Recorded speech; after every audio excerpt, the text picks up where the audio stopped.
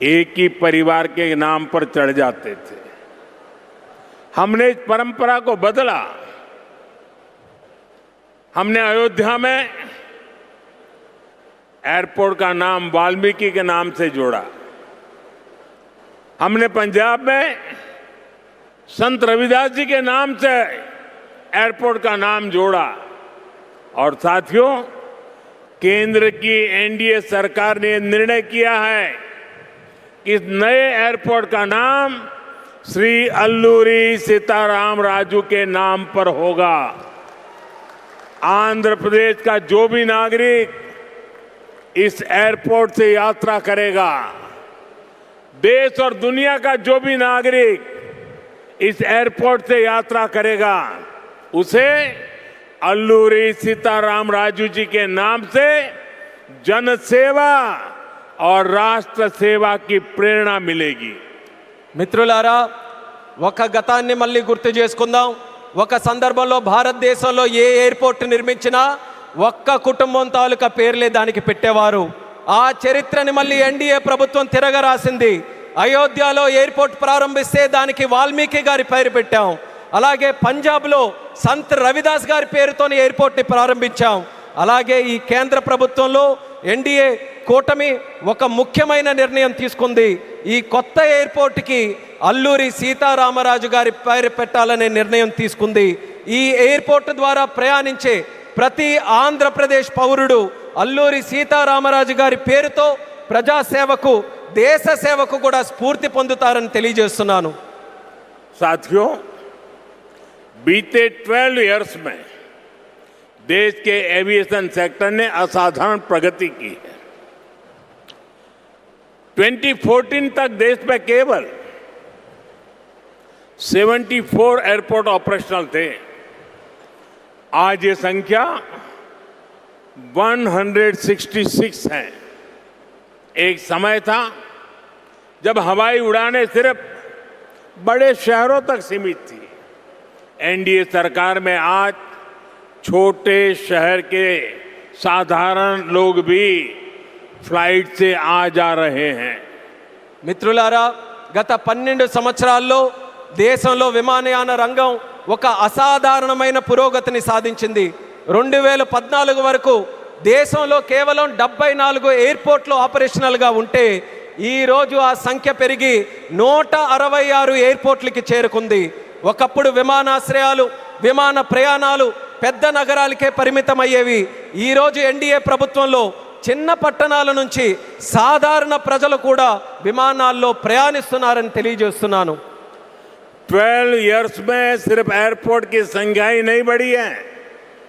हमारी उड़ान योजना के कारण आज गरीब परिवार के लोगों को भी जहाज में बैठने का अवसर मिल रहा है।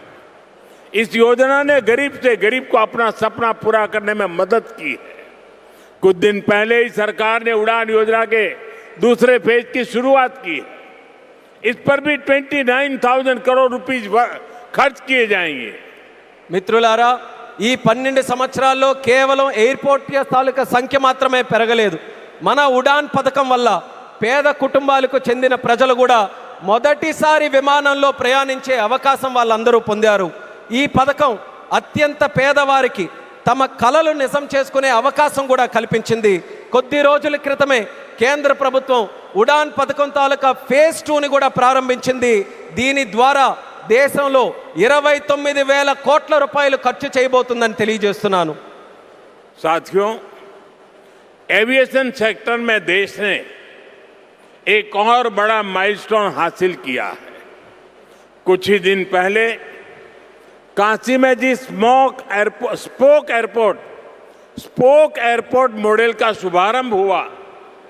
आज वही मॉडल पंजाब के अमृतसर तक पहुंच गया है। इससे अमृतसर से 25 से ज्यादा इंटरनेशनल डेस्टिनेशन जुड़ जाएंगे।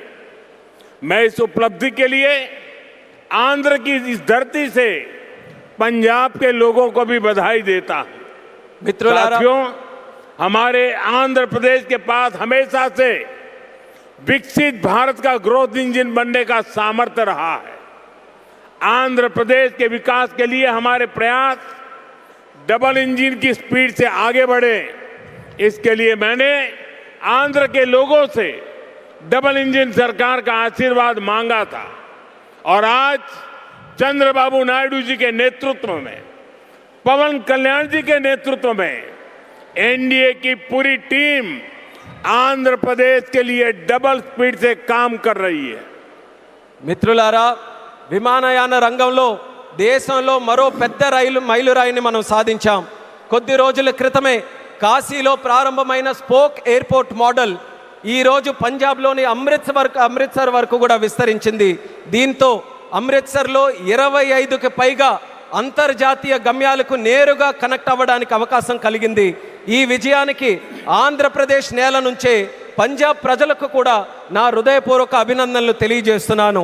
అలాగే మిత్రులారా, వికసిత్ భారత్ నిర్మాణంలో ఆంధ్రప్రదేశ్ ఎప్పుడూ కూడా ఒక గ్రోత్ ఇంజిన్గా నిలిచే సామర్థ్యం కలిగి ఉంది. ఆంధ్రప్రదేశ్ అభివృద్ధి కోసం డబుల్ ఇంజిన్ వేగంతో మా ప్రయత్నం ముందుకు సాగాలని నేను ఆంధ్ర రాష్ట్ర ప్రజలకు డబుల్ ఇంజిన్ ప్రభుత్వం కోసం ఆశీర్వాదాన్ని నేను కోరాను. ఈరోజు చంద్రబాబు నాయుడు గారి నాయకత్వంలో, పవన్ కళ్యాణ్ గారి నాయకత్వంలో ఎన్డీఏ టీం మొత్తం ఆంధ్రప్రదేశ్ అభివృద్ధి కోసం డబుల్ వేగంతో పనిచేస్తుందని గర్వంగా తెలియజేస్తున్నాను.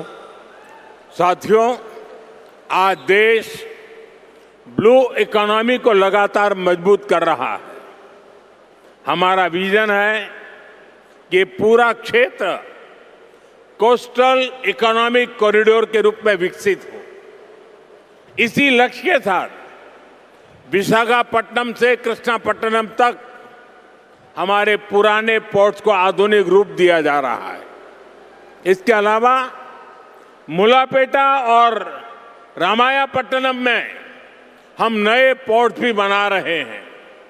మిత్రులారా, ఈరోజు దేశం బ్లూ ఎకానమీని నిరంతరం బలోపేతం చేస్తుంది. మా విజన్ ఈ మొత్తం ప్రాంతాన్ని ఒక కోస్టల్ ఎకనామిక్ కారిడార్గా అభివృద్ధి చేయడం. ఈ లక్ష్యంతో విశాఖపట్నం నుంచి కృష్ణపట్నం వరకు మన పాత పోర్ట్స్ అన్నిటినీ కూడా ఆధునీకరిస్తున్నాం. అదే సమయంలో మూలపేట మరియు రామయ్యపట్నంలో కొత్త పోర్ట్స్ని కూడా మనం నిర్మించబోతున్నాం. साथियों, पोर्ट डेवलपमेंट के साथ साथ पूरे आंध्र में हाईवे और एक्सप्रेसवे का नेटवर्क तैयार हो रहा है. विशाखापट्टनम रायपुर एक्सप्रेसवे जैसे प्रोजेक्ट इस पूरे क्षेत्र को रफ्तार दे रहे हैं. మిత్రులారా, పోర్టుల అభివృద్ధితో పాటు ఆంధ్రప్రదేశ్ మొత్తం హైవేస్, ఎక్స్ప్రెస్వేస్ నెట్వర్క్ని విస్తృతంగా పెంచుకుంటూ పోతుంది.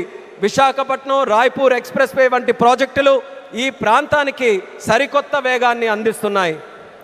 साथियों, ये पूरा रीजन देश के बड़े औद्योगिक केंद्रों से आसानी से जुड़े, इसके लिए आज आंध्र प्रदेश में करीब 1 लाख करोड़ रुपीस की रेलवे परियोजनाओं पर काम चल रहा है. राज्य के पूरे रेल नेटवर्क का इलेक्ट्रिफिकेशन हो चुका है. यहाँ 70 से ज्यादा रेलवे स्टेशनों को भी आधुनिक बनाया जा रहा है. మిత్రులారా, ఈ ప్రాంతం మొత్తం దేశంలోని ప్రధాన పారిశ్రామిక కేంద్రాలతో మరింత సులభంగా అనుసంధానం అవ్వడానికి ఈరోజు ఆంధ్రప్రదేశ్లో దాదాపు 1,00,000 కోట్ల రూపాయలు విలువైన రైల్వే ప్రాజెక్ట్స్ తాలూకా పనులు కూడా జరుగుతున్నాయి. రాష్ట్రంలో రైల్వే నెట్వర్క్ అంతా ఇప్పటికీ పూర్తిగా ఎలక్ట్రిఫికేషన్ అయ్యింది. అదేవిధంగా 70కి పైగా రైల్వే స్టేషన్లు కూడా ఆధునీకరిస్తున్నాం. साथियों, आज इस क्षेत्र के विकास में पीएम गति शक्ति नेशनल मास्टर प्लान भी बड़ी भूमिका निभा रहा है. पीएम गति शक्ति के माध्यम से इस पूरे क्षेत्र में रेल, पोर्ट और एयरपोर्ट को एक साथ जोड़ा जा रहा है. जब यहाँ ये आधुनिक लॉजिस्टिक नेटवर्क तैयार हो जाएगा तो उद्योगों को बेहतर कनेक्टिविटी मिलेगी, किसानों को फायदा होगा और ईज ऑफ डूइंग बिजनेस भी बढ़ेगा. మిత్రులారా, ఈ ప్రాంత అభివృద్ధితో పిఎం గతి శక్తి నేషనల్ మాస్టర్ ప్లాన్ కూడా కీలక పాత్ర పోషిస్తుంది. పిఎం గతి శక్తి ద్వారా రైల్ కానీ, పోర్టు కానీ, ఎయిర్పోర్ట్లు కానీ ఒక సమగ్ర నెట్వర్క్గా అనుసంధానం చేస్తున్నాం. ఈ ఆధునిక లాజిస్టిక్స్ నెట్వర్క్ పూర్తయిన తర్వాత పరిశ్రమలకు మరింత మెరుగైన కనెక్టివిటీ లభిస్తుంది, రైతులకి ప్రయోజనం చేకూరుతుంది, అలాగే ఈజ్ ఆఫ్ డూయింగ్ బిజినెస్కి కూడా మరింత పెరుగుతుంది.